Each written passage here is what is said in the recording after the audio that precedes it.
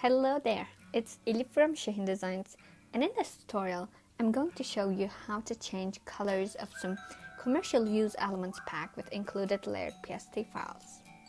And I'll also show you how to apply pattern to some of them to customize them even more. I'm saying some of them because not all of them will be suitable to apply a pattern, and I'll talk about why is that so later in this tutorial. What do I mean by layered PSD file templates? Well, if you click on commercial use products category, you'll see that some previews has this blue Photoshop file icon.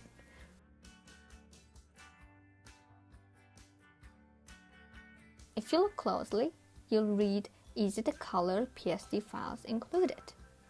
When you download this pack, you'll see a template folder.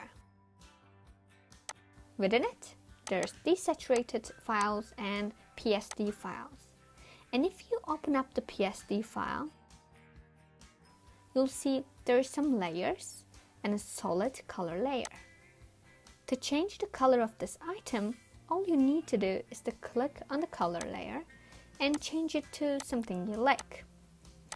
If you have Photoshop CC, you can click on the colors in your library, or you can double click on the color layer and select the color you like. Then save the file as a PNG.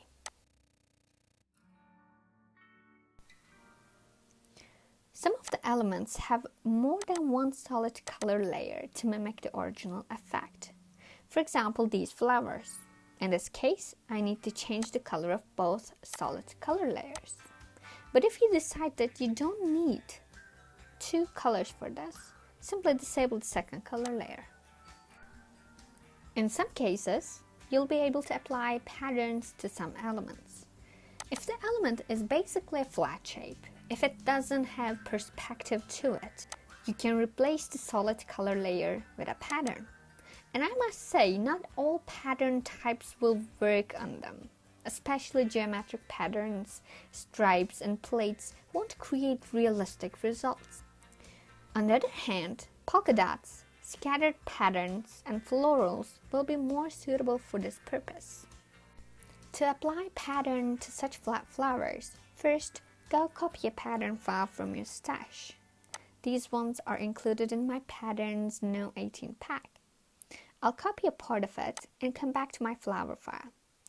Now I'll look at the layer structure because the process won't be the same for every element. I see two solid color layers here. I click on the first one and I'm looking to its layer effects. Well, this one doesn't have any. So I'll paste my pattern right above it and disable the color layer.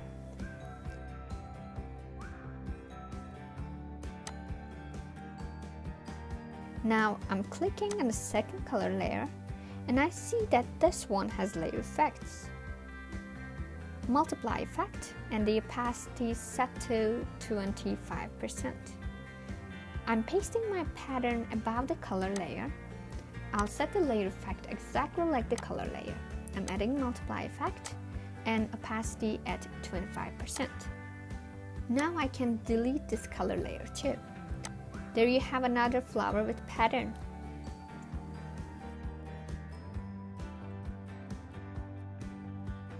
In some cases, you'll want to add patterns to particular places of the flower. For example, the outer petals of this flower is more suitable to apply pattern. Applying patterns to inner petals will be much harder because of the way they are standing. So let's just add pattern to outer petals of this flower.